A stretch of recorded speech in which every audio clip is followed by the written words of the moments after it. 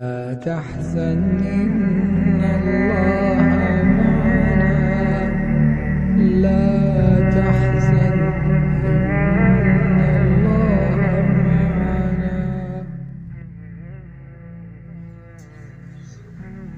نحمده ونصلي على رسوله الكريم أما بعد فأعوذ بالله من الشيطان الرجيم بسم الله الرحمن الرحيم اللهم صل على محمد وعلى آله وأصحابه وبارك وسلم عليه صدق اللہ العظیم۔ محترم ناظرین، السلام علیکم ورحمۃ اللہ وبرکاتہ۔ آج آپ حضرات کے سامنے روزے داروں پر اللہ تعالیٰ کے انعامات کا تذکرہ کرنا چاہوں گا کہ روزے دار جب روزہ رکھتا ہے تو اس پر اللہ تعالیٰ کی کون سی رحمتیں برستی ہیں اور کن انعامات سے اس کو نوازا جاتا ہے۔ ویسے تو اللہ تعالیٰ کے بہت سے انعامات اور بہت سی رحمتیں روزے دار پر برسی ہیں، لیکن میں اس میں سے کچھ کا تذکرہ آپ کے سامنے کرنا چاہوں گا۔ سب سے بڑا انعام اور سب سے بڑی رحمت تو یہ ہے کہ روزے دار کو اللہ تعالیٰ کی خوشنودی حاصل ہوتی ہے کہ جب روزے دار روزہ رکھتا ہے تو اس کے ذریعے سے اللہ تعالیٰ کی خوشنودی اور اللہ تعالیٰ کا قرب حاصل ہوتا ہے، اور روزے دار کو روزے کے صلے میں اللہ تعالیٰ اپنا دیدار کروائیں گے۔ تو اس سے بڑا اور کیا انعام ہو سکتا ہے کہ بندے کو اپنے آقائے دو جہاں، اپنے مالک رب دو جہاں کا دیدار نصیب ہو جائے، تو اس سے بڑھ کر اسے کیا چاہیے۔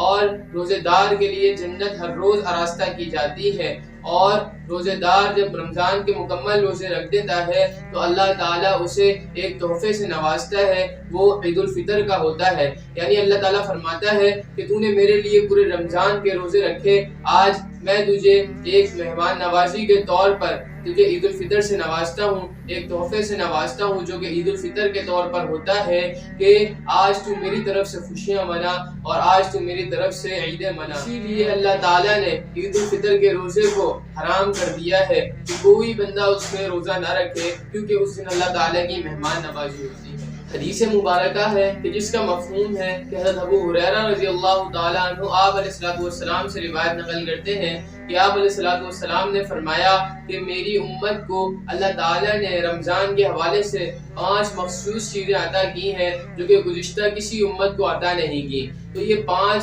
جو اللہ تعالیٰ نے مخصوص چیزیں عطا کی ہیں، یہ مخصوص چیزیں اللہ تعالیٰ نے ہم پر انعام کے طور پر کی ہیں، کہ یہ 5 انعامات ہیں جو کہ اللہ تعالیٰ نے امت محمدیہ پر کیے ہیں۔ تو ان میں سے سب سے پہلا انعام تو یہ ہے کہ روزے دار کے منہ سے جو بدبو آتی ہے وہ اللہ تعالیٰ کو مشک سے زیادہ محبوب ہے۔ مشک جنت کی خوشبو ہے، تو اللہ تعالیٰ کو جنت کی خوشبو سے زیادہ اپنے روزے دار کے منہ کی بدبو پسندیدہ ہے۔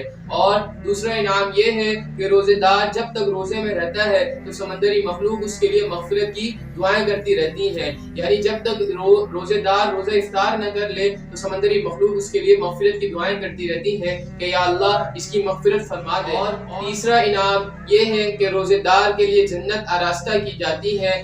اور چوتھا انعام یہ ہے روزے دار کے لیے کہ رمضان میں شیاطین کو قید کر دیا جاتا ہے تاکہ شیاطین اس کو برائیوں کی طرف نہ لے جائیں اور اسے اعمال سے دور نہ کر دیں۔ اور پانچواں انعام یہ ہے کہ روزے دار کو روزے کے صلے میں اللہ تعالیٰ جنت میں اپنا دیدار کروائیں گے، اور رمضان ختم ہونے سے پہلے ہی روزے دار کے اللہ تعالیٰ مغفرت فرما دیں گے۔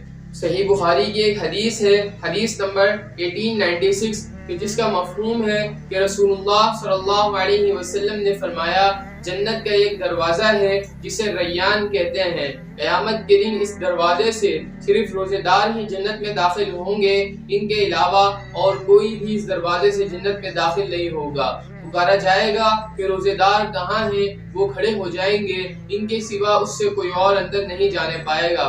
اور جب یہ لوگ اندر چلے جائیں گے تو یہ دروازہ بند کر دیا جائے گا، پھر اس دروازے سے کوئی اندر نہیں داخل ہو سکے گا۔ تو یہ کچھ انعامات تھے جو کہ روزے دار پر اللہ تعالیٰ کرتا ہے۔ تو صرف اس روزے سے، یعنی ایک روزہ رکھنے سے اللہ تعالیٰ کے اتنے انعامات ہم پر ہوتے ہیں، تو ہم اللہ تعالیٰ کی خوشنودی کے لیے کیوں روزہ نہیں رکھ سکتے؟ اللہ تعالیٰ سے دعا ہے کہ اللہ تعالیٰ ہمیں رمضان کے مکمل روزے رکھنے کی توفیق عطا فرمائے تاکہ ہم اللہ تعالیٰ کی خوشنودی اور اللہ تعالیٰ کا قرب حاصل کر سکیں۔ وما علینا الا البلاغ المبین۔ والسلام۔